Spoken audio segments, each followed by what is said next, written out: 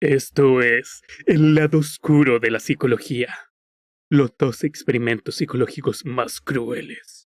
Por Paul Bertrand. Vamos a darle.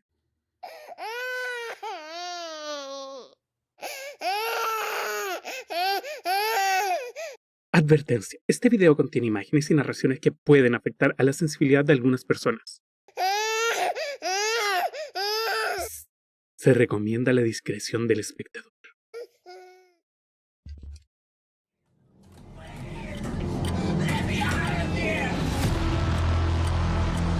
I had no idea it would turn out this way. Ay, no, ya. El lado oscuro de la psicología. La Ya. ciencia nace en el siglo XVII cuando Galileo Galilei, físico, astrónomo y matemático italiano, desarrolló el método científico, el pilar de todo el progreso de la ciencia. Desde Todo funciona en base al método científico, no solo la ciencia. entonces, 400 años después, la ciencia ha evolucionado muchísimo. Hemos aprendido acerca del universo, la vida en la Tierra, la mente humana, el mundo microscópico, el origen de los océanos. Pero sigue sin ser suficiente. Todavía lo que conocemos es una mínima parte de la existencia. Pero seguramente, la lección más valiosa que hemos aprendido es que no todo lo que puede hacerse, debe hacerse. La adquisición de valores éticos y morales ha hecho que, por suerte, pongamos límites a la ciencia. Sí, sin estos límites. Bueno, durante el periodo de la Segunda Guerra, con el grupo 395 creo que se llamaba, y el de Mengele,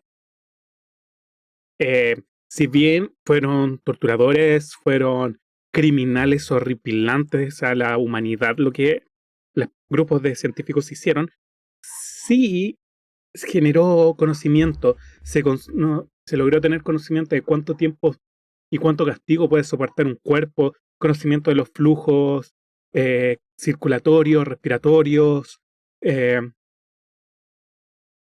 la resistencia el tiempo que le lleva a curarse un cuerpo sano, uno enfermo, el tipo de heridas que es capaz de soportar un cuerpo y poder regenerarse de ellas, antibióticos, medicamentos, antifúngicos, pero todo eso tuvo un coste de muchas vidas. Pero si hablamos objetivamente es conocimiento. Es conocimiento que de alguna u otra manera se puede aplicar. Y eso es lo horrible. Que podemos racionalizar lo que hicieron. Y mirar que de alguna manera igual se le puede encontrar una utilidad. Los comités de bioética se aseguran de que todas las prácticas vayan acorde a unos valores sobre la vida humana Es lo que estoy hablando y no. Exactamente de eso estoy hablando. que deben ser respetados absolutamente siempre. Pero esto no siempre fue así. Hubo un tiempo en el que, en el contexto de una necesidad casi enfermiza por desentrañar los misterios de la mente humana y de comprender la naturaleza de nuestro comportamiento, Estados Unidos hacía experimentos con LSD a niños huérfanos, a criminales de guerra canadienses, y los drogaban y destruían sus mentes.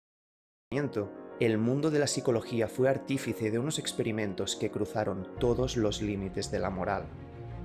Bienvenido a la primera parte de una trilogía en la que viajaremos al pasado para descubrir el lado oscuro de la psicología y conocer todos los misterios de los experimentos psicológicos más famosos, crueles, perturbadores e impactantes de todos los tiempos.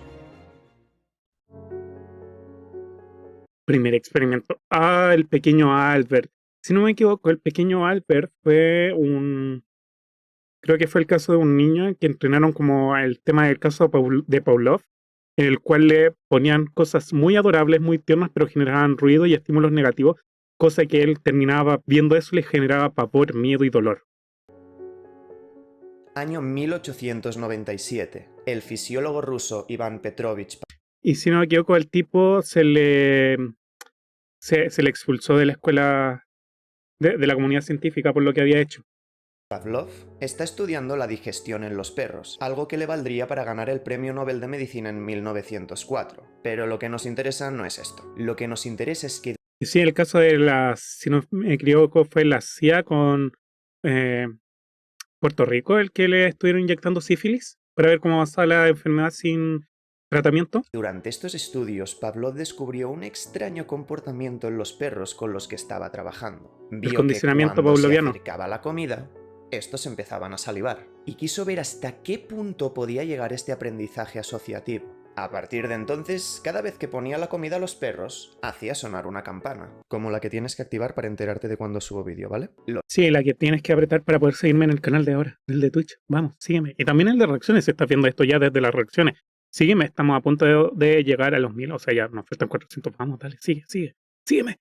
Te estoy mirando, weón, dale, seguirme, weón, ¿qué te cuesta? Voy a poder continuar el video pronto, weón, solo dale seguir. A ver, ya, menos mal. Ya, continuamos. Los perros empezaron a asociar ese sonido con la comida. Y tanto es así que tras un tiempo, con tan solo hacer sonar la campana, el perro salivaba. Los perros daban una respuesta, salivar, a un estímulo. Puerto Rico, si no me equivoco, se considera parte de Estados Unidos. Creo. La campana. Y nació entonces el famoso término de condicionamiento clásico. Y todo parecía indicar que este principio podía aplicarse a la conducta humana, no solo a los perros. Y sí, se puede aplicar a la conducta humana. Pero es que fuimos un poco más allá. Y surgió la hipótesis de que el desarrollo de fobias podía responder a este modelo de estímulo-respuesta. ¿Y si pudiéramos crear fobias en seres humanos a través de un mecanismo similar al que explica que los perros saliven cuando escuchan una campana? Fue en base a esto que en 1920, John Broadus Watson, psicólogo estadounidense con enormes contribuciones en la teoría científica del conductismo, planteó en la Universidad Johns Hopkins un experimento que a día de hoy pone los pelos de punta. Es un hijo de perra lo que hizo. El experimento del Pero comprobó, tristemente, su experimento hijo de perra comprobó que los humanos pueden ser influenciados por el conductismo. pequeño Ocupar todo lo que aplicó Pavlov en un perro se puede aplicar en un humano. Albert. Para el estudio, el equipo seleccionó un bebé sano de 9 meses para probar con él el papel del condicionamiento clásico en las fobias. El bebé, al que se le dio el seudónimo de Pequeño Albert, no tenía miedo a ningún animal. Fue expuesto a distintos animales y entre ellos una rata blanca con la que se encariñó. El pequeño Albert no tenía miedo a ninguno de estos animales, pero sí a una cosa: los ruidos fuertes. El bebé, pues, iba a someterse al mismo experimento que los perros, pero de una forma mucho más cruel. Tras corroborar que el pequeño se sentía a gusto con la presencia de los animales, pasaron a la segunda fase del experimento, la cual, por suerte o por desgracia, no fue grabada, pero sabemos perfectamente qué ocurrió. Cuando Albert volvió a ver a la rata blanca, Watson hizo sonar muy fuertemente un martillo contra una placa de metal, causando pavor en el niño. El pequeño estuvo expuesto a estos sonidos en presencia de la rata blanca, y lo que pasaría después dejaría a todo el mundo sin palabras. Tras varias sesiones en las que el pequeño Albert fue expuesto a ruidos intensos en presencia de la rata, llegó un punto en el que la sola presencia del animal hacía que éste llorara desconsolado. Porque asocia a la rata con estos ruidos fuertes que le dan miedo, por lo tanto ahora la rata le da miedo. Bueno, es una actitud conductual, son unos conches su madre. Ya no había ningún ruido, pero él tenía miedo. Había asociado la presencia de la rata blanca con los ruidos que le causaban pavor. Y no solo fue con la rata. Lo hicieron con tiempo, todo. El bebé había desarrollado fobias a todos los animales con los que antes estaba a gusto. Tenía miedo a todo lo que le recordara a esa rata junto a la que había pasado miedo.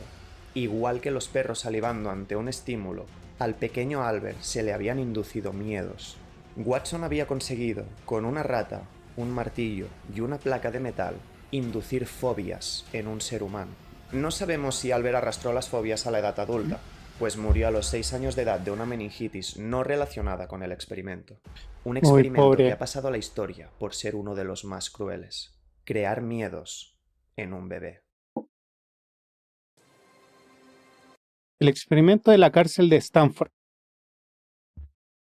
Si no me equivoco, en este experimento de la cárcel de Stanford, tomaron dos grupos de personas, a las cuales una le dieron el rol de prisionero y a la otra mitad le dieron el rol de carceleros o guardias, para ver cómo actuaban. Se dio cuenta que tuvieron que detener el experimento en poco tiempo debido a que los guardias iban aumentando mucho más la brutalidad con la que trataban a los que tenían el papel de prisioneros.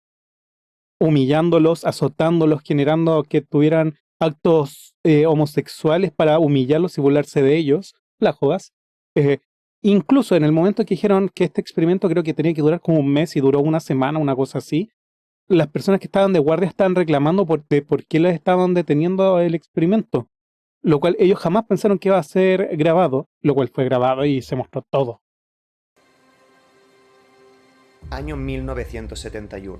Philip Zimbardo, psicólogo estadounidense de la Universidad de Stanford, planteó con el financiamiento de la Armada de los Estados Unidos, que buscaba una explicación a los abusos que eran cometidos en su sistema de prisiones, uno de los, por desgracia, más célebres experimentos psicológicos de la historia. Un experimento Demostró que las personas con poder se corrompen. Y esta es nuestra naturaleza, esta es nuestra esencia el corrompernos. ideado como una simulación de roles en Por eso Horus se corrompió. Era su destino. la cárcel que se convertiría en una muestra de la crueldad que los seres humanos podemos ejercer si tenemos el suficiente poder.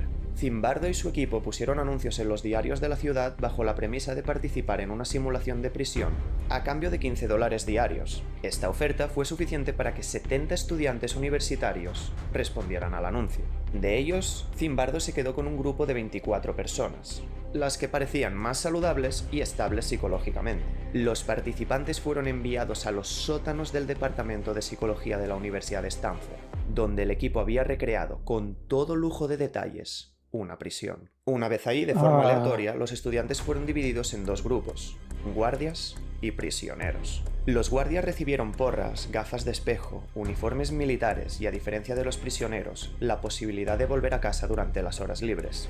Los presos, por su parte, debían vestir batas sin calzoncillos, gorros de nylon para simular que las cabezas estaban rapadas, una cadena alrededor de los tobillos y nadie se dirigía a ellos por su nombre. Absolutamente todo simulaba una prisión. Los guardias, Qué wea más hija de perra. poderosos. Los prisioneros, humillados. El día previo al inicio del experimento, que iba a durar 14 días, los participantes asistieron a una pequeña reunión de orientación. Los prisioneros fueron desparasitados y se les hizo entrega de los uniformes embarazosos. Y los guardias recibieron instrucciones de, sin llegar a agredir físicamente a los prisioneros, hacer todo lo que fuera necesario para mantener el control en su cárcel. Zimbardo no sabía lo que llegaría a provocar esta orden. Bueno, le tiraron con un extintor para controlarlos. Ya partieron siendo hijos de perra en el día 2. Al empezar, parecía que no iba a funcionar. Los guardias se sentían incómodos dando órdenes y los prisioneros se lo tomaban todo a broma. Pero todo cambió cuando uno de los guardias quiso entrar de verdad en su rol. Seguramente sin malas intenciones, se puso en su papel de guardia para ver hasta qué punto los prisioneros se creían su interpretación, o le pedían que cortase el rollo. Y fue a partir de ese momento que aquello se convirtió en una verdadera prisión. Los guardias obligaban a los prisioneros a cantar y hacer flexiones por el simple gusto de humillarlos. Y los prisioneros, por su parte, hacían cosas para irritarlos, al mismo tiempo que los guardias encerraban en sus celdas a los presos más conflictivos. Zimbardo y su equipo no intervinieron. No, Dejaron weón. que el show continuara. Y eso fue un primera error. noche ya se produjo un motín. Los prisioneros se rebelaron, pusieron barricadas en sus celdas, se quitaron los números de sus batas e insultaban a la cara a los guardias, los cuales vieron en ellos a unos prisioneros peligrosos y habían recibido la orden de mantener el equilibrio en su prisión. Tanto es así que ni siquiera marcharon a casa cuando acabó su horario, sino que se quedaron haciendo horas extras para así disolver la revuelta sin la supervisión de Zimbardo ni nadie del equipo. Los guardias enfrentaron a los prisioneros entre sí, haciéndoles creer que entre ellos había informantes. Con esto, no se produjeron más motines. Son unos Los hijos de castigos perra, fueron cada vez weón. más duros. El derecho de ir al lavabo pasó a ser un privilegio. Se abandonó la higiene. Los guardias obligaban a los prisioneros a limpiar retretes con las manos. Quitaron colchones de las habitaciones, forzando a los más conflictivos a dormir desnudos sobre el hormigón. Retiraban la comida como castigo y obligaban a modo de humillación a caminar desnudos por la cárcel. Los guardias empezaron a mostrar tendencias sádicas y los prisioneros desórdenes emocionales agudos, con signos de ansiedad y de depresión. Uno de ellos incluso llegó a declararse en huelga de hambre. Otros tuvieron que abandonar el experimento y ser reemplazados porque psicológicamente no podían soportar lo que estaba sucediendo Qué en los weón. sótanos de aquella. Se les destrozaron psicológicamente porque permitieron que weones con poder que ya están empezando a mostrar tendencias sádicas continuaran sin supervisación Weón, ¿cómo dejáis a culiao así sin supervisar? Sin... ¡Ah, conche tu madre! La universidad. En apenas unos días, la cárcel de Stanford se había convertido en un infierno. Más de 50 personas se encontraban en el equipo de Zimbardo, y ninguna de ellas cuestionó la moralidad del experimento. Pero cuando Christina Maslach, estudiante de posgrado y pareja de Zimbardo, vio las condiciones, instó al psicólogo a detenerlo todo. Y tras solo 6 días, el experimento de la prisión de Stanford fue cancelado. ¿Quién sabe qué hubiera sucedido si se hubiera llegado a los 14 Hubieran muertos días? o asesinados. As an experience, it was unique. I've never screamed so loud in my life. Never been so upset in my life. And it was an experience of being out of control, both of the situation and of my feelings. Experimento de Asch. Ya este no lo conozco. Año 1951. Solomon Asch, psicólogo polaco-estadounidense, pionero en psicología social, quiso Ya. estudiar la conformidad en el ser humano. Por ello, en la Universidad de Swarthmore, ideó un experimento para ver hasta Oye, en todo caso, los anteriores se supone que eran los más sanos mentalmente y quedaron así como hubiera sido con los que no estaban tan bien.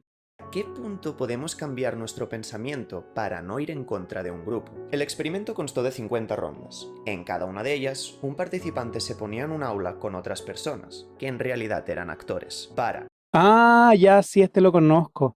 Al final, el weón, no sé, mostraba algo y les decía, esta es una carpeta roja, y hacía que todos los actores dijeran, sí, es una carpeta roja, pero en realidad carpeta es azul. Al punto de que hacen que este weón, que es el que es conejillo de indias, que no es actor, que no está metido, diga que es una carpeta azul, a pesar de que él la ve roja solamente para estar de acuerdo con el grupo. en teoría, realizar una prueba de lógica. Cada persona en el aula tenía el cometido de decir cuál de las 3 líneas de un dibujo era la más cercana a una longitud de referencia. La respuesta correcta era más que evidente, pero esto fue lo que sucedió. 2, 2, 2, 2, 2, 3, 3, 3, 3. En las 2 primeras pruebas, los actores dicen la respuesta correcta, y nuestro sujeto, el quinto, tranquilo, dice lo que piensa. Pero en la tercera, la cosa cambia. 2, 2, Sería la 1. 2, 2, 2.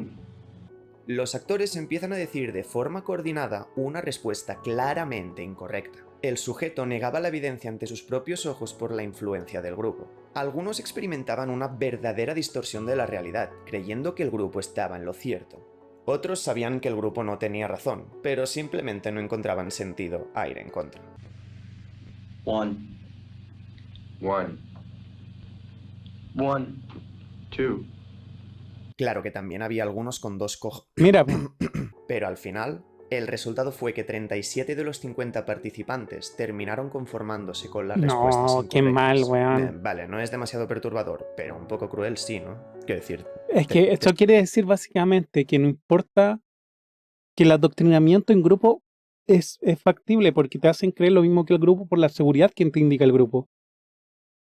Por eso también cuando te meten dentro de una secta y te dicen, no, es que esto es así, esto es así, esto es así, todo tu círculo está diciendo que es así. Y empiezan a hacerte cuestionar que en realidad lo que tú estás pensando en realidad está mal y debe ser como lo dice el grupo, por algo le está diciendo. sientes muy tonto. Y tampoco se podría hacer hoy porque los sujetos no firmaron ningún consentimiento informado. Así que muy mal, Solomon. Bueno, sí lo conocí al final, pero no de nombre.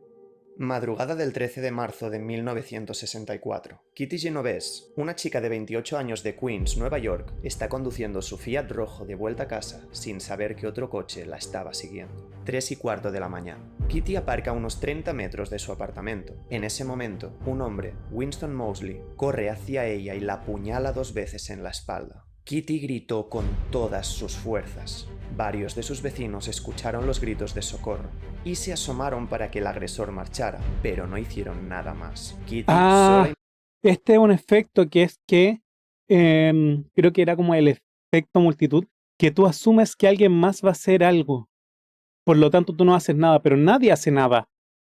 Porque todos esperan que alguien más vaya a hacerlo. malherida intentó llegar a su apartamento, pero no lo consiguió. El agresor volvió a encontrarla, la apuñaló más veces la violó, le robó y la dejó tirada en el vestíbulo. Algo que de por sí es horrible se convierte en una muestra de la más extrema falta de humanidad cuando descubrimos que al menos 12 personas presenciaron de forma más o menos clara el ataque y ninguna de ellas hizo nada. La historia de Kitty, a raíz de un artículo en el New York Times titulado 38 personas que vieron un asesinato y no llamaron a la policía, se convirtió en un huracán público. Una muestra de la insensibilidad y la apatía de los seres humanos. La reacción pública provocó la investigación en psicología del fenómeno que se conocería como síndrome genovés, efecto espectador o efecto bystander. Año Sí, 1968. lo conocía. John Darley y Vip Latané, psicólogos sociales, querían comprender Oye, que estoy bien informado con temas psicológicos. Llevo 4 de 12 por el momento. Vamos bien, vamos bien. Un tercio. a raíz de la Y sí, sumamente cruel. Pero eso ocurre, la gente piensa que otros más van a hacer algo, así que no hacen nada. Y como esperan que alguien más haga algo y nadie lo está haciendo, ocurren estas cosas. asesinato de Kitty Genovés, ¿por qué los testigos de los crímenes no tomaban acción cuando los presenciaban? ¿Por qué ante algo tan grave podíamos comportarnos como simples espectadores? Por ello diseñaron un experimento conducido en la Universidad de Columbia que recibió el nombre de efecto bystander. Un participante fue enviado a una sala donde se le dejó solo para rellenar una simple encuesta, pero esto era solo la excusa. Cuando estaba solo, sucedió esto.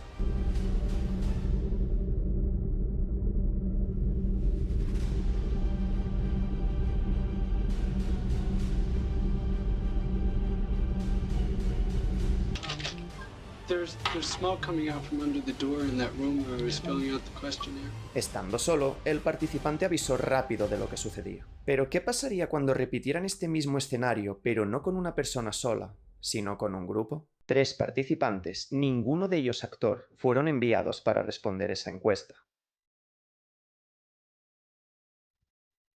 Estando juntos, se comportaban como si no estuviera pasando nada extraño. Cada uno ve al otro no reaccionando, así que en su interior interpretan que no hay ninguna emergencia. Los psicólogos acababan de ver que ante una misma situación potencialmente peligrosa respondemos de forma muy distinta si estamos solos o estamos en grupo. Les Y dije. asombrados, Darley y Latané llevaron esta idea más allá y realizaron un segundo experimento. En él pusieron a una persona en una sala teniendo lo que ella creía que era una conversación telefónica, pero en realidad estaba escuchando una grabación. Somebody, give me a little help here because I'm having a problem. I got one of these things coming on. El participante estaba escuchando a alguien teniendo convulsiones. If somebody would give me a little help. Hello? Somebody help.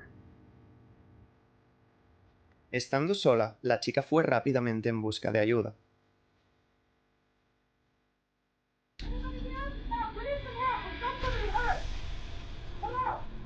Pero ¿qué pasó cuando en la sala se pusieron a 3 participantes escuchando esa misma grabación? No hicieron nada. Give me a little help here. I have a real problem right now. Help me out. Nadie hizo nada.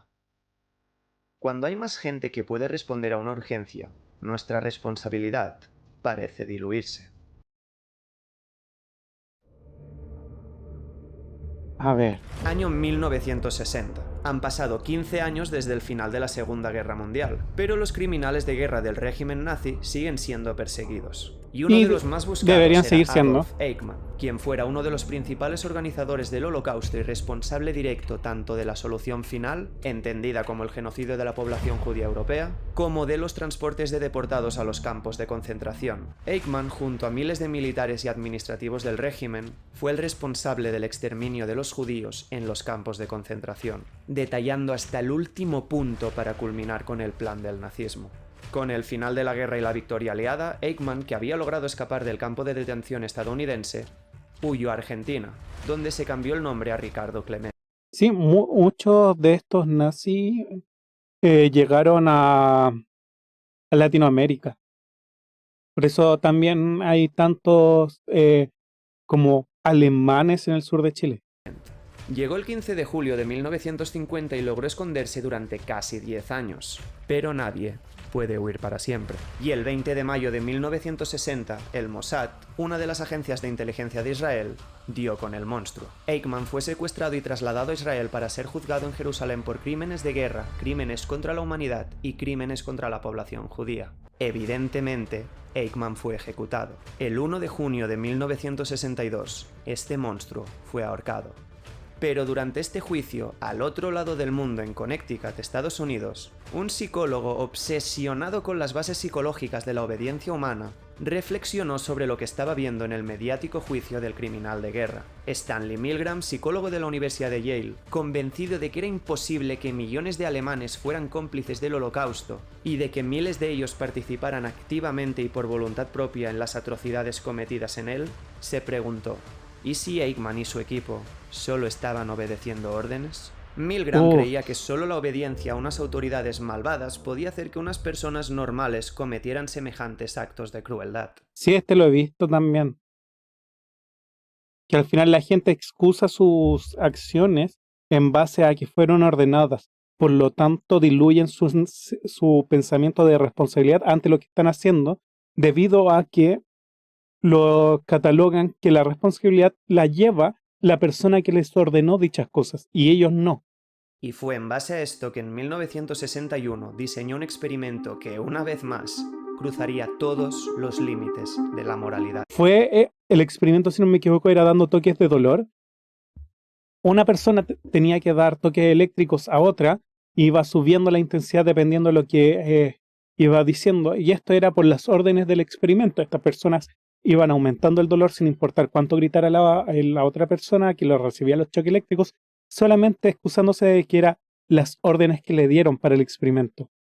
El psicólogo y su equipo pusieron un anuncio en una parada de autobús donde se reclamaban voluntarios de entre 20 y 50 años para, a cambio de $4, participar en un ensayo sobre, en teoría, el estudio de la memoria y el aprendizaje. Pero evidentemente, todo esto era un engaño. El experimento de Milgram iría mucho más allá. El ensayo estaba formado por 3 personas: el experimentador, que era un investigador de la universidad y compañero de Milgram; el alumno, un cómplice del experimentador que se hacía pasar por participante siendo en realidad un actor; y el maestro, la figura clave, el participante que leyó el anuncio y que a cambio de $4 iba a ser sometido a la prueba más cruel.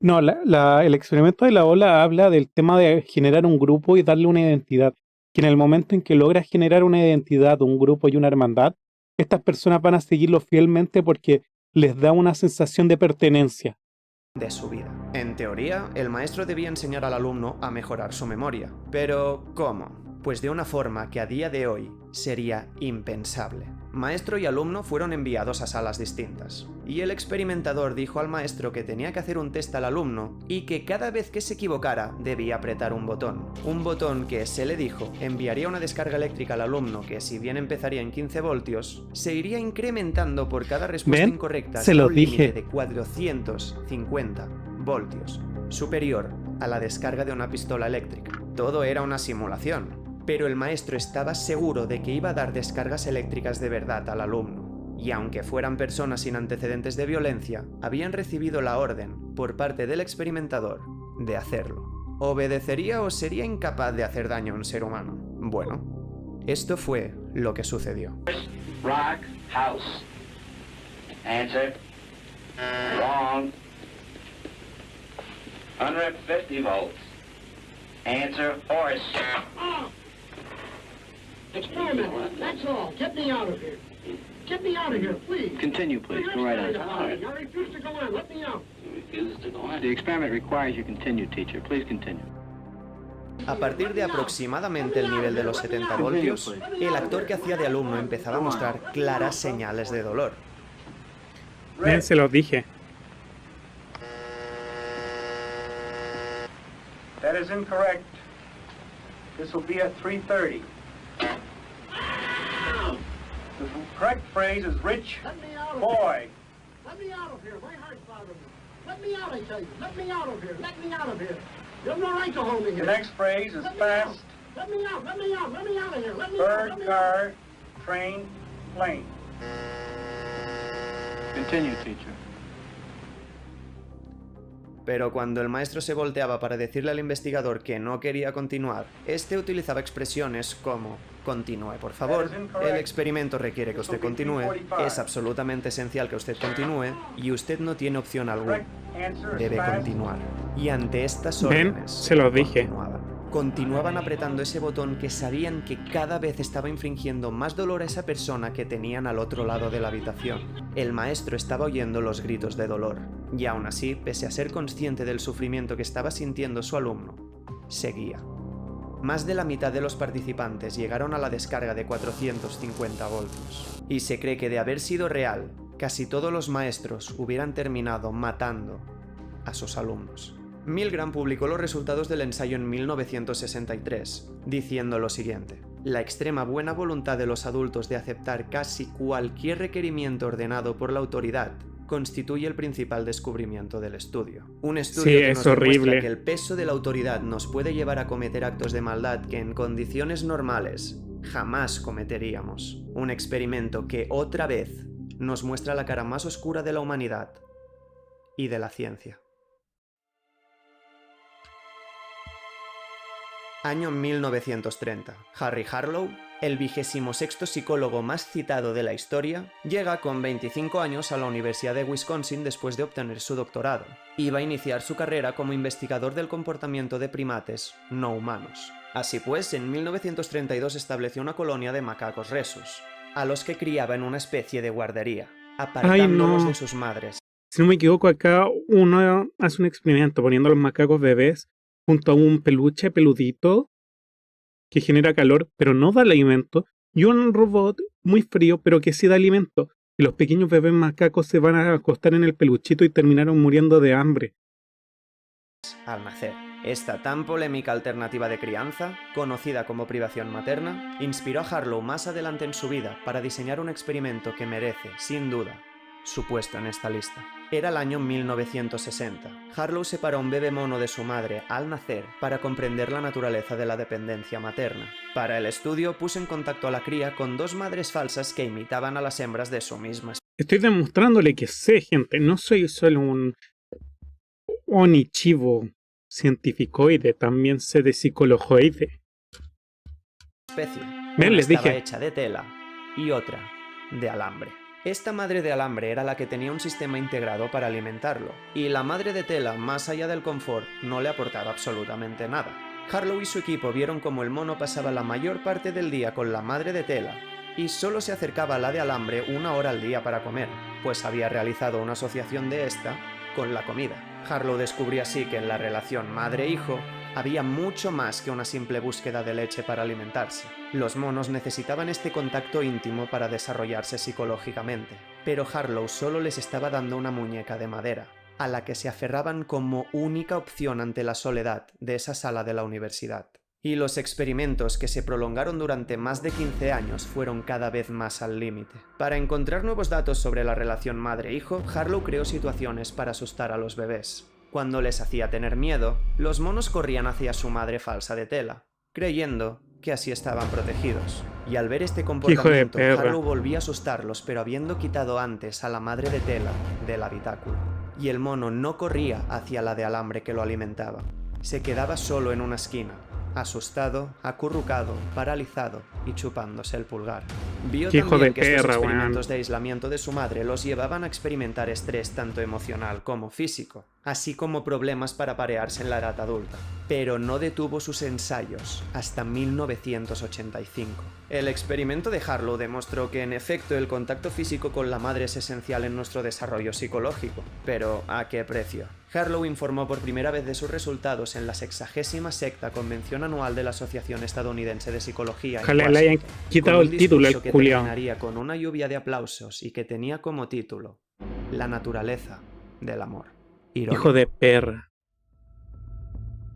El ensayo de la indefensión aprendida. La indefensión aprendida, también conocida como impotencia aprendida, es un concepto psicológico que hace referencia a la condición de un ser humano o animal que ha aprendido a comportarse pasivamente. Es aquello que nos hace tener una sensación subjetiva e irreal de que no tenemos la capacidad de hacer algo. Es aquello que nos empuja a no responder ante una situación adversa que nos está generando malestar físico o emocional, pese a que tenemos oportunidades reales de cambiar dicha situación. Pero para que hoy sepamos esto, alguien tuvo que estudiarlo en su día. Y de nuevo, remontarnos al origen de ello nos lleva al lado más oscuro de la psicología. Año 1967. Martin Seligman, psicólogo y escritor estadounidense con especial interés por las bases psicológicas de la depresión, realizó en la Universidad de Pensilvania un horrible experimento debido, como en el caso anterior, al maltrato animal que escondía. Pero en esta ocasión, con perros. 3 grupos de perros Este culiao lo que hizo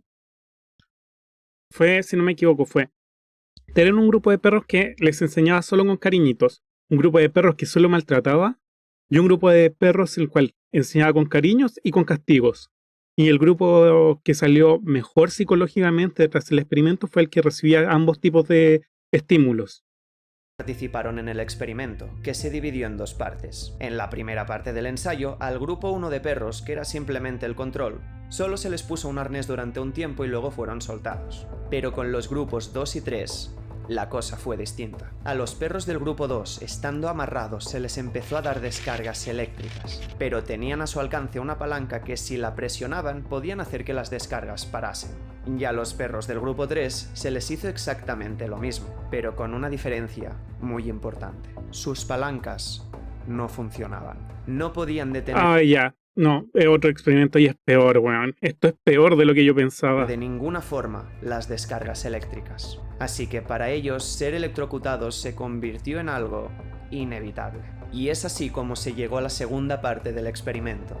Todos los perros fueron llevados a una habitación donde había 2 compartimentos separados por una pequeña barrera que los perros podían saltar sin ningún problema. Cada perro fue puesto en uno de los compartimentos donde recibirían la descarga eléctrica. Los perros del grupo 1, que ni siquiera habían sido electrocutados en la primera parte, y los del grupo 2, que habían sido electrocutados pero eran capaces de detener las descargas eléctricas apretando la palanca, rápidamente al aprender que en el otro compartimento no recibían descargas, saltaban la barrera y se ponían a salvo. Pero ¿qué pasó con los perros del grupo 3? ¿Qué pasó con aquellos perros que habían aprendido que ser electrocutados era inevitable? Que no hicieron ni un solo intento de escapar. No intentaban saltar la pequeña barrera para ponerse a salvo. Simplemente se quedaban en el sitio, llorando mientras eran electrocutados. En un segundo experimento ese mismo año, Seligman volvió a replicar el estudio, pero ahora drogando a algunos perros con una droga que los inmovilizaba. El objetivo: comprobar que no había habido ninguna interferencia en el primer ensayo. Perros paralizados por una droga que eran incapaces de moverse cuando recibían descargas eléctricas. Uno de los experimentos más horribles de la historia que sí demostró la indefensión aprendida, pero a un precio que jamás deberíamos haber estado dispuestos a pagar. Ojalá John Wick te encontrara, feo Julio. El muñeco... Este no lo conozco. Robert Baden-Powell, militar y escritor británico fundador del movimiento Scout, dijo una vez que el niño no aprende de lo que los mayores dicen, sino de lo que hacen. El aprendizaje por imitación siempre ha sido un ámbito de estudio muy importante. Que todo el mundo, casi todos los animales hacen el aprendizaje por imitación. Para la Mono ve, mono hace. psicología, especialmente en lo que a adquisición de conductas agresivas se refiere. Y este fue el caldo de cultivo para el desarrollo de un experimento con un marco teórico interesante que, sin embargo, volvió a cruzar los límites de la ciencia.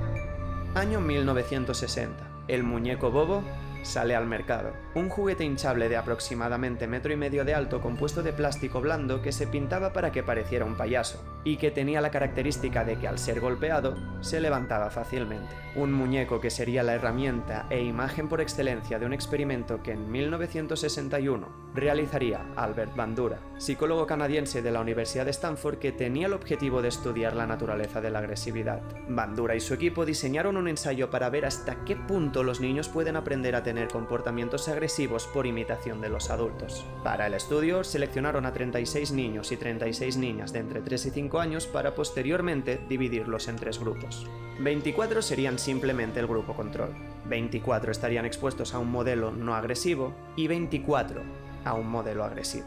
Cada niño fue expuesto al experimento de forma individual para que su comportamiento no se viera influenciado por otros de su edad. Así que el niño entraba a una sala de juegos con un adulto donde tenía a su alcance todo tipo de entretenimientos. Y ahí, en la sala, estaba el muñeco bobo. En el modelo no agresivo, el adulto no hacía ningún caso al muñeco, simplemente estaba con el niño.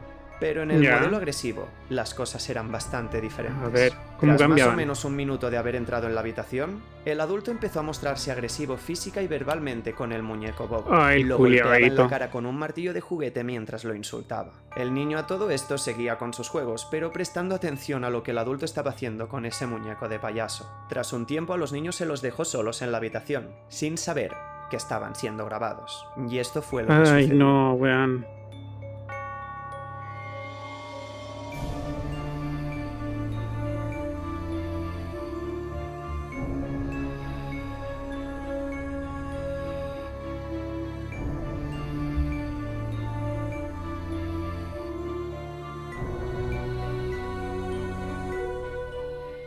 Los pequeños, especialmente los niños y con mayor frecuencia los que habían sido expuestos a un hombre agresivo, imitaron el comportamiento y agredieron física y verbalmente al muñeco bobo de muchas formas distintas. Los niños del grupo control y del modelo no agresivo no presentaron ni una sola agresión al muñeco bobo, pero los del modelo agresivo realizaron en promedio 38 agresiones físicas en el caso de los niños y 12 en el caso de las niñas. Y en lo que a agresiones verbales se refiere, los niños realizaron 17 y las niñas 15.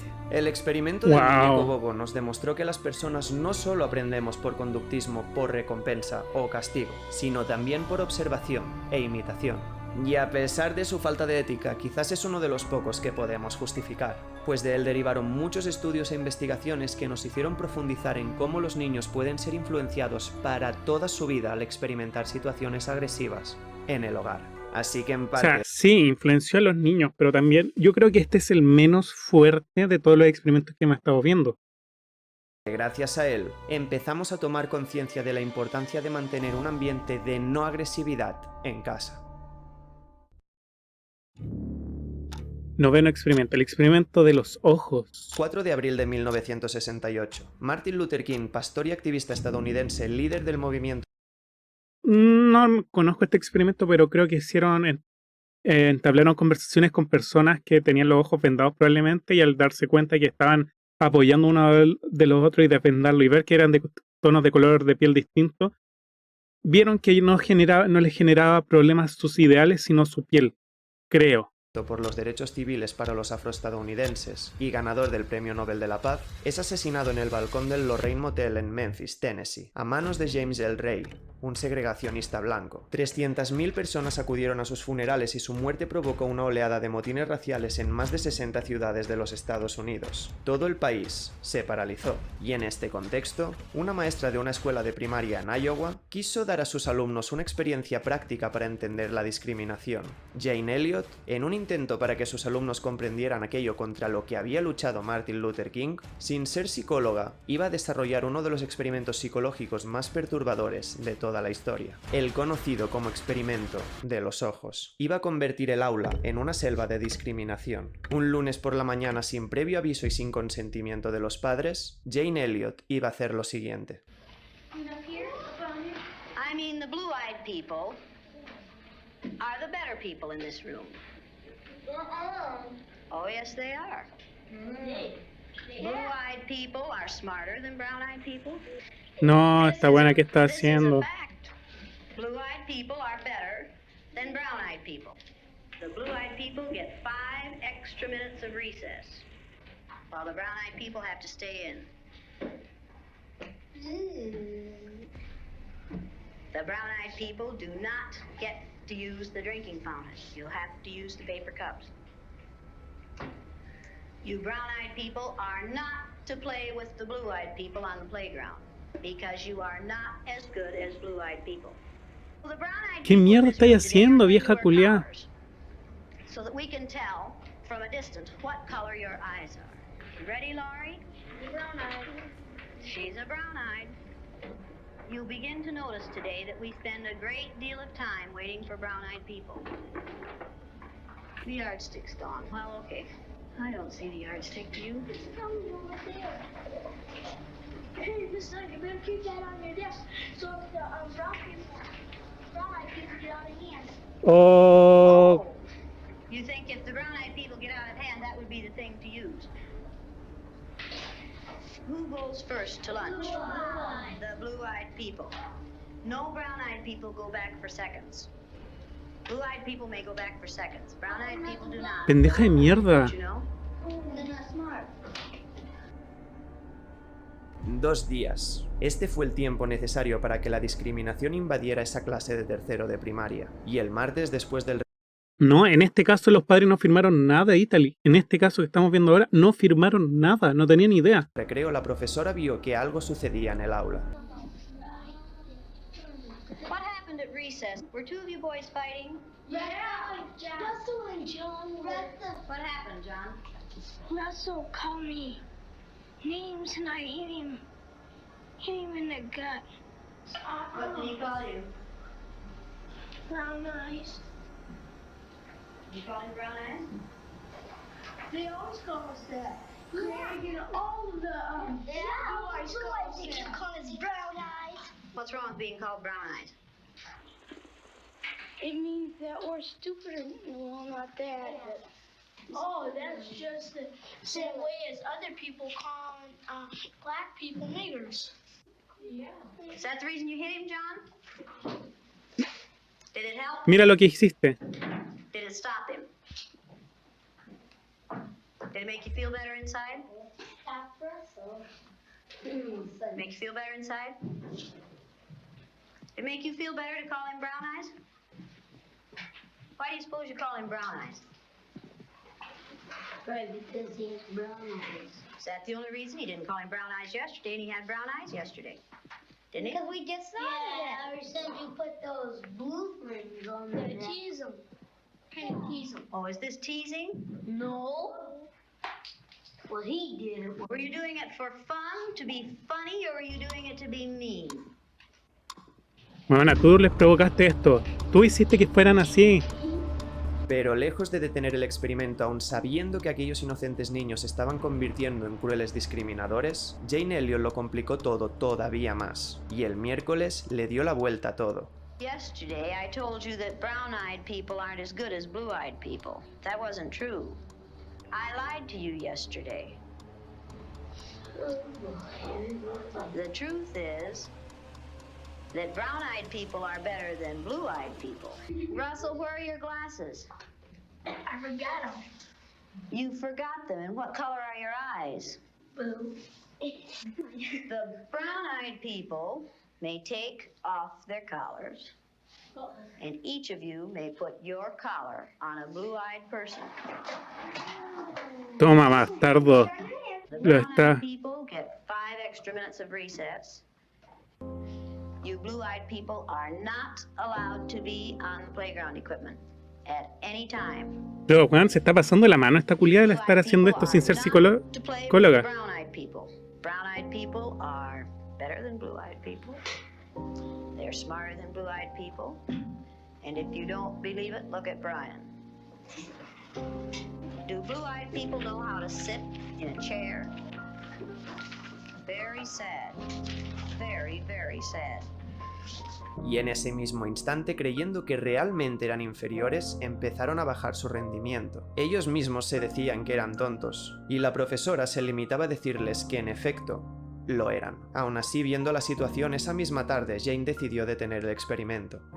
Okay, you ready? What did you people who are wearing blue collars now find out today?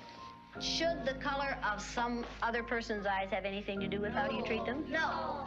All right, then should the color of their skin? No. Should you judge people by the color of their skin? No.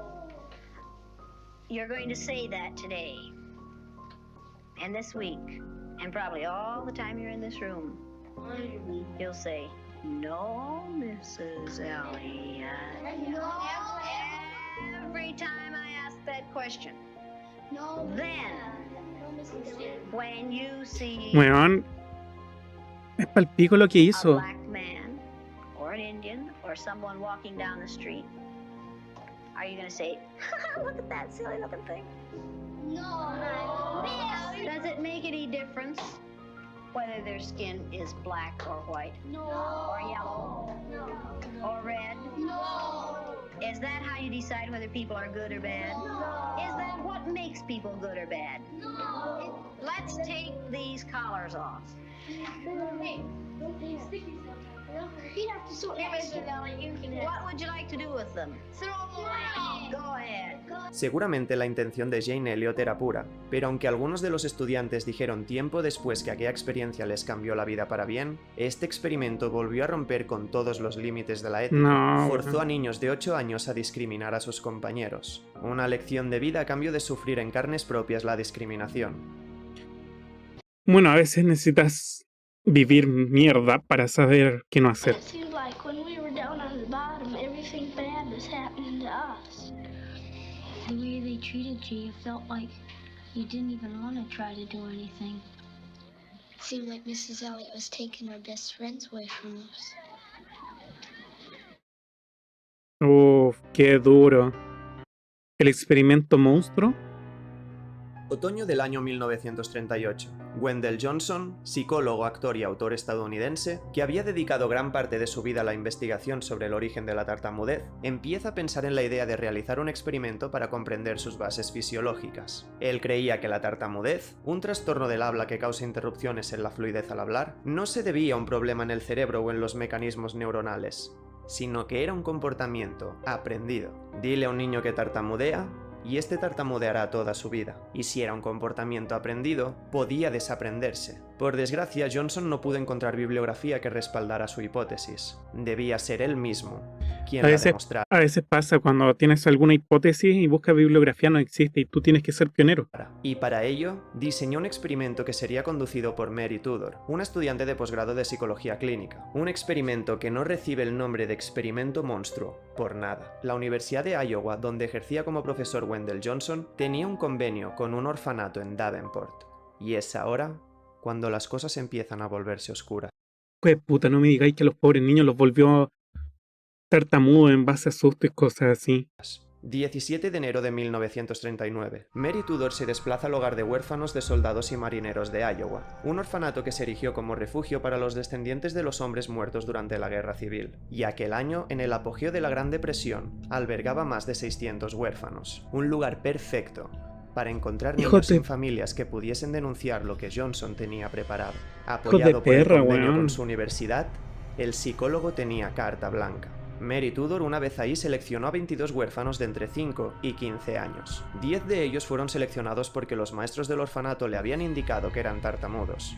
Los otros 12 eran niños sin absolutamente ningún problema en el habla. Mary trabajó primero con el grupo de los 10 niños tartamudos, dividiéndolos en 2 grupos. Uno de ellos, Selah, fue expuesto a un modelo positivo. Se les decía, pese a que claramente tartamudeaban, que no eran tartamudos, que hablaban bien. Y el otro grupo, el B, fue expuesto a un modelo negativo. Se les decía que efectivamente hablaban tan mal como la gente afirmaba. Posteriormente trabajó con el grupo de los 12 niños que no tartamudeaban, dividiéndolos de nuevo en 2 grupos. Uno de ellos fue expuesto a un modelo positivo, alabando lo bien que hablaban. Pero el otro, y es aquí cuando viene la parte más cruel del experimento, fue expuesto a un modelo negativo. A niños que hablaban perfectamente se les empezó a decir que su habla no era normal, que estaban empezando a tartamudear, que debían corregir de inmediato el problema, y que lo mejor era que evitaran hablar con otros niños y maestros, pues estaban haciendo el ridículo. Y todo esto a unos huérfanos que hablaban perfectamente. Durante los 5 meses que duró el experimento, muchos niños de este grupo se negaron a hablar y desarrollaron un miedo profundo a las relaciones sociales, aislándose de otros huérfanos por miedo a hacer el ridículo.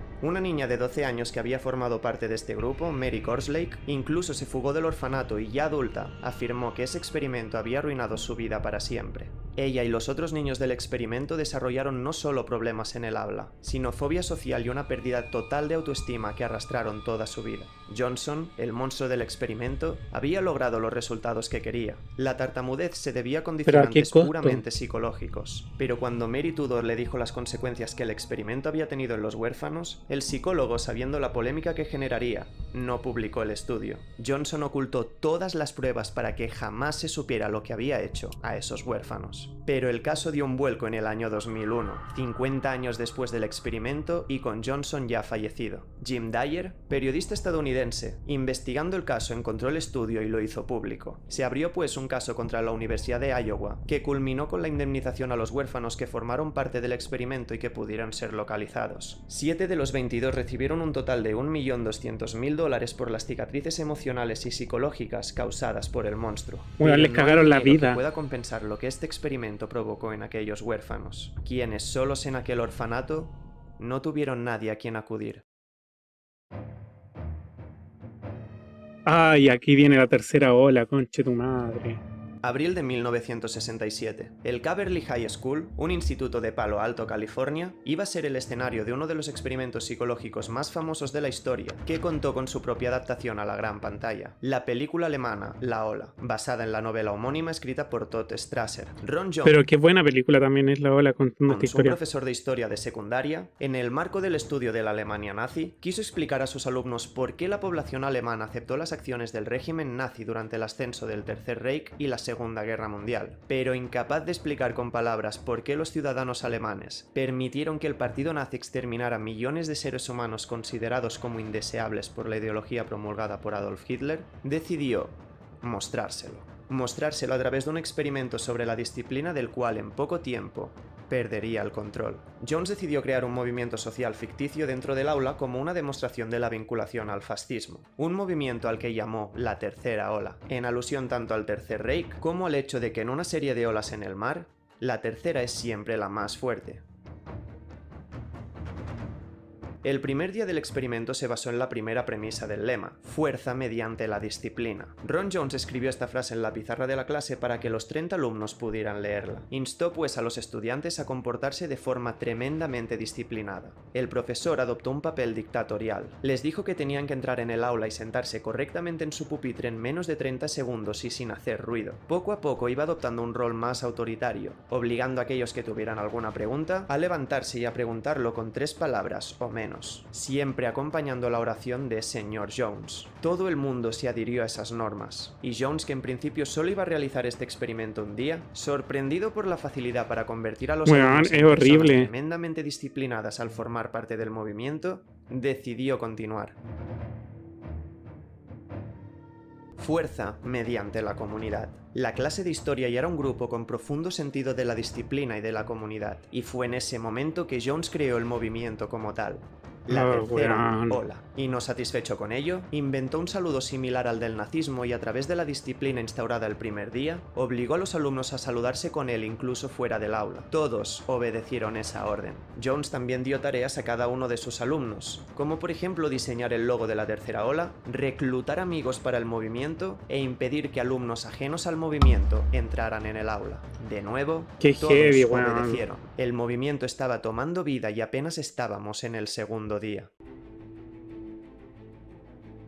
El movimiento se había expandido mucho más allá del aula de historia. La tercera ola ya había tomado vida y alumnos de toda la escuela se habían unido a ella. De los 30 miembros que había el martes, el miércoles ya había más de 200. Jones entregó a los que formaban parte del movimiento tarjetas de miembros y seleccionó a 3 alumnos para que lo alertaran cuando otros miembros se saltaban las normas establecidas por la tercera ola. Y en un día recibió más de 20 reportes. Y los miembros empezaron a realizar pruebas a aquellos que parecían no ser del todo leales al movimiento. Y cuando encontraban a alguien desleal, lo desterraban a la biblioteca. Ay, los culiados, weón. Al cuarto día, Jones se dio cuenta de que estaba yendo a la mierda totalmente el control del experimento. Los alumnos se estaban involucrando demasiado con el movimiento y su lealtad y disciplina hacia la tercera ola empezaba a dar miedo. Pero todo se torció definitivamente cuando los miembros crearon una división de seguridad que agredió físicamente tanto a alumnos disidentes del movimiento como a reporteros del periódico del instituto. Era solo el cuarto día y la escuela se había convertido en una Alemania nazi en miniatura. Jones, sabiendo que debía detener aquello, dijo a sus miembros que el movimiento de la tercera ola iba a convertirse en un movimiento a nivel nacional, y que al día siguiente se iba a realizar un anuncio oficial en el salón de actos del instituto. Los miembros de la tercera ola, que recordemos eran ya más de 200, fueron citados en el salón de actos a las 11:50 de la mañana. Jones puso un televisor en el centro del escenario, pero cuando llegó el supuesto momento del anuncio y encendió la televisión, se les mostró un canal vacío, solo ruido en la pantalla. Después de varios minutos en los que los miembros con su disciplina del movimiento esperaron pacientemente, Jones anunció la verdad. El profesor dijo a los estudiantes que habían sido parte de un experimento sobre el fascismo y que todos ellos habían creado un clima de superioridad por formar parte de un movimiento autoritario en el que las normas se cumplían sin cuestionarse, igual que hicieron los ciudadanos alemanes durante el Tercer Reich. Ni siquiera las sociedades libres son inmunes al atractivo de las ideologías autoritarias. Les pidió perdón y para concluir el experimento, les hizo visualizar un documental sobre el régimen nazi. No sabemos qué sucedió después ya que el experimento no estuvo lo suficientemente bien documentado, pero sí sabemos que aquellos 200 alumnos, en apenas 5 días, habían sido totalmente atrapados física y psicológicamente por la tercera ola. Weón. Pero en mi opinión no es culpa del profe. Esto fue algo que es naturaleza humana, se sintieron seguros, se sintieron parte de algo. El problema del profe es que no supo detenerlo a tiempo. Llegamos al final del viaje. He dudado mucho sobre si debía hablar o no de este experimento. Hemos visto cosas atroces a lo largo de las 3 entregas, pero desde luego, nada como esto. Ha sido muy difícil a nivel emocional recoger información sobre él, y sé que será igual de difícil escuchar y ver lo que un psicólogo alemán perpetró durante 30 años con la aceptación y apoyo del gobierno de Alemania. Es por este experimento que he puesto el aviso al principio del vídeo, pero teniendo en cuenta que ha permanecido oculto en el círculo mediático durante muchos años, he creído que es necesario hablar de él y contar las cosas tal y como sucedieron. Un experimento que involucra pedofilia y menores en adopción. Si quieres salir del vídeo, es el momento. Si quieres quedarte, empecemos. Gente, warning, voy a editar esto y voy a poner un warning muy fuerte, weón. Voy a poner a Keanu Reeves llorando en esta aquí para que sepan, cuando en mis videos de reacción aparezca un Keanu Reeves llorando significa que se viene algo funable. Alemania, años 60. Helmut Kendler, psicólogo, sexólogo y profesor de pedagogía en la Universidad de Hannover, era considerado como la principal autoridad de la nación en cuestiones de educación sexual. Por ello, ante el caso de Berlín de los conocidos como los niños de la estación Zoo, que se prostituían a cambio de drogas, comida, baño e incluso un lugar donde dormir, el gobierno alemán pidió a Kendler que analizara el porqué de estos comportamientos. El psicólogo, lejos de lo que podríamos pensar, concluyó que el acto sexual tenía un impacto positivo en el desarrollo personal de los niños. Él creía que liberar la sexualidad de los niños de las represiones morales los ayudaría también a liberar energías, cosa que consecuentemente favorecería una verdadera democratización de la sociedad alemana, que todavía se recuperaba de las consecuencias de la Segunda Guerra Mundial. Y en el contexto de una situación política en la que algunos partidos abogaban por abolir la edad de consentimiento para las relaciones sexuales entre niños y adultos, Kendler encontró una vía para diseñar el experimento más atroz de la historia de la psicología. Kendler convenció al Senado de Berlín para que le permitieran realizar un estudio sobre la sexualidad infantil y, según él, confirmar la reputación de Berlín como una ciudad avanzada en cuestión de libertades y humanidad. Y tras dar una descripción detallada de cómo iba a funcionar su experimento, las autoridades aceptaron y apoyaron su estudio, un estudio que permanecería en silencio durante décadas, hasta que hace pocos años se revelara la información. El experimento Kendler, el pozo más profundo y oscuro de la psicología, por un simple motivo. Durante más de 30 años y con el apoyo de las autoridades de Berlín, Kendler entregó a niños sin hogar a pedófilos. Durante 3 décadas, este psicólogo alemán designó como tutores de niños a hombres que habían sido condenados por tener contactos sexuales con menores. Para Kendler, los pedófilos eran benefactores, personas que ofrecían a los niños abandonados una posibilidad de terapia. Explicó a las autoridades que no debían preocuparse de que los niños se vieran perjudicados por el contacto sexual con sus padres de acogida, siempre que la interacción no fuera forzada. Él mismo organizaba visitas a las casas para conversar con los niños que había entregado a los pedófilos.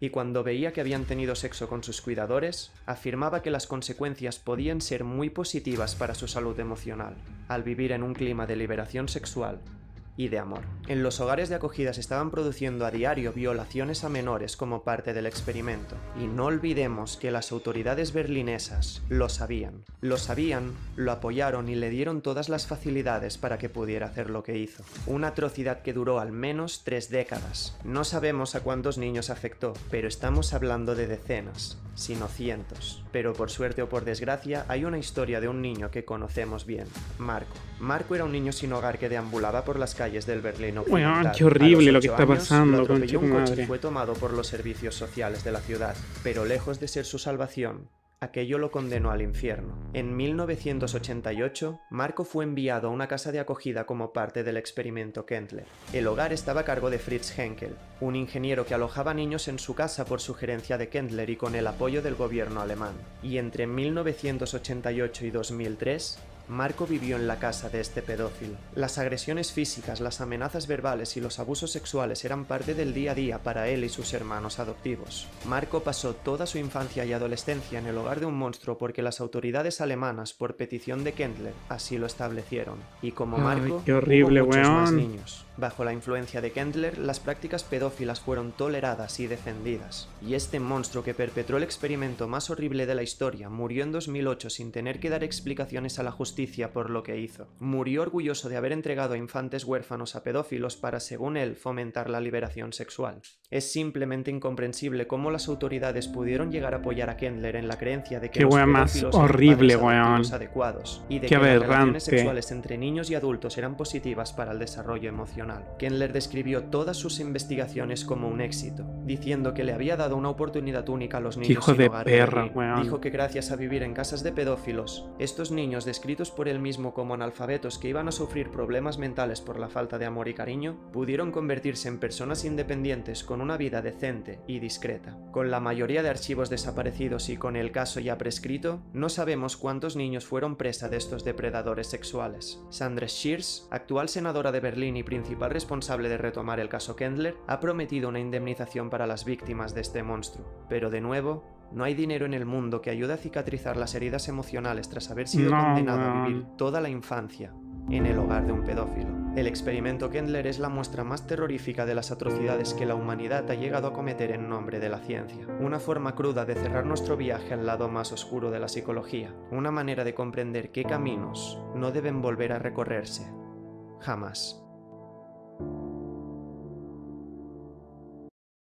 Si olvidas tu pasado, estás condenado a repetir los mismos errores que te trajeron a este punto.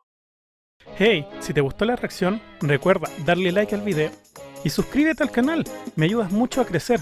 Ya somos más de 200 almitas.